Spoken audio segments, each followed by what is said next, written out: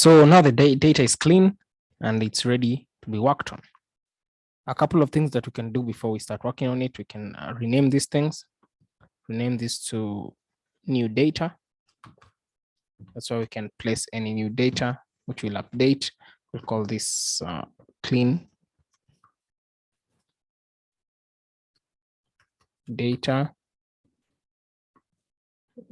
Just rename this again. Okay. Now, by looking at this data, there are items, there's prices, there's quantity, there's amounts, there's dates. One of the things that we can do with this data is to find the sales by item. So we see how the items and how much they have made, or the sales by item, just have a report and see how they are. The easiest way to do this, is by because the data looks like this. First, we can create a filter on the items. Click here. Sorry. Highlight this whole items by pressing Control Shift down. It will highlight everything. Control Shift down. Highlight everything. And then we go to here at home. We can have the sort and filter. Click here, then click on filter. By doing that, now you have created a filter on this data. And because it's a table, it has created a filter for each and every last one of these things. So we can come here to the items, deselect all of them, search for any specific item you want to check on, enter. This Barista 3 deal. I think we can just put Barista 3 deal. This is one of the meals in this restaurant, Barista 3 deal. Deselect everything, click Barista 3 deal. Okay, then we can see everything about Barista 3 deal. Then we can find the total by clicking here, which is the summation. Drag it here. These are not important, sorry.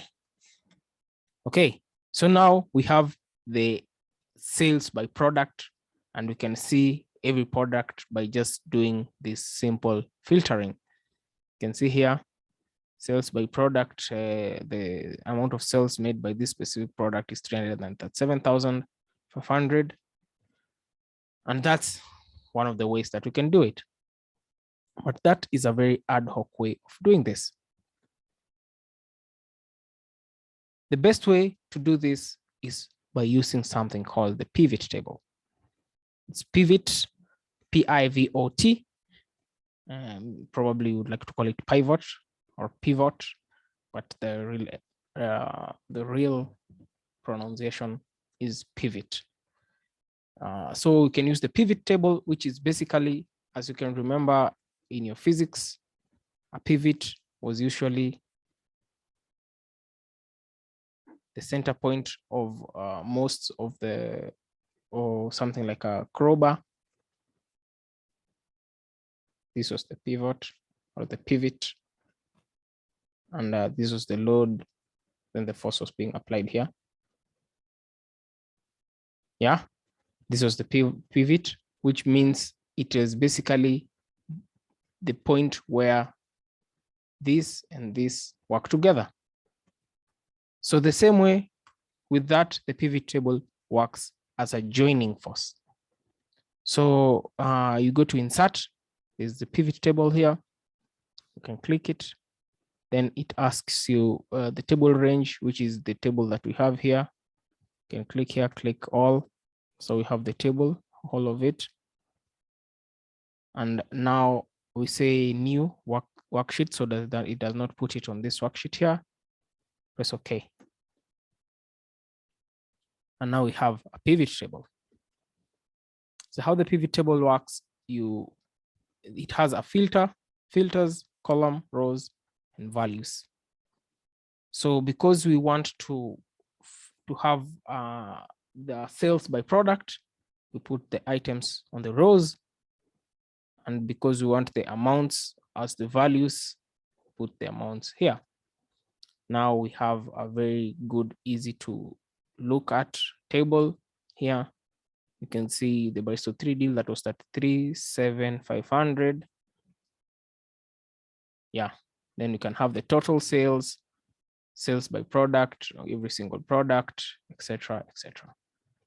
The pivot table also has other features like putting a pivot chart. You can have a pivot chart here. Because the products are so many, the pivot chart looks kind of weird, but you can see the products that you can just double click here. Let me just remove this scale. Can hide this, close this, and you can see how they have been placed here. The other thing that we can do to make it look a little bit better is we can, click here. Then we can have every product and see how they fare against other products. You can see how, for example, tea, all the brands of tea, let's just select all of them and see how they fare against each other. On that side, the mixed tea is the one that is most bought. And there's the chocolate tea with etc. The stick is here because it also has a TEA, but you can see the green tea has very little compared to mixed tea, mint tea very small, masala tea, etc., etc. You can just have a very good overview of the data by looking at this. You can also find the value filter and find the top 10 products. Okay. And you can see the products that are top 10 in sales. You can see that Barista 2 is the number one. Then there is the Barista 3 deal, Barista 3.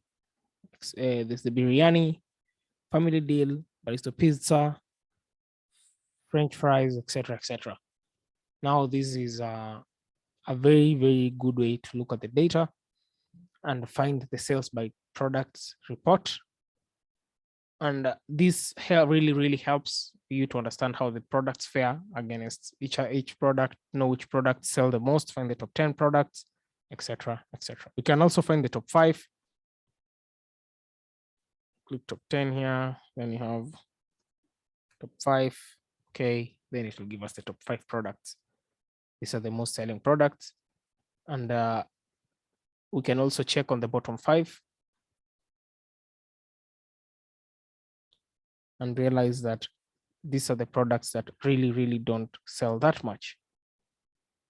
Okay, just delete this table. And that's how the pivot table works. It is a very good way of just checking the data itself and having a rough idea of how the data fares. So you can see it here, how it works, how you can select a product, etc., etc. So the best way of just finding the sales by product report, you can just look here. And the good thing is if the data increases, we can add a product here. Let's put some very big value on one product like Barista 3 deal. Had a very large value here. Enter. Go to clean data, refresh. Come here, data, refresh all. Then you can see it changes by just 2 simple steps of refreshing. You can see that this data, this Barista 3 deal has increased tremendously. Let's just undo this. Perfect. Yeah, so we can rename this and call it sales by item.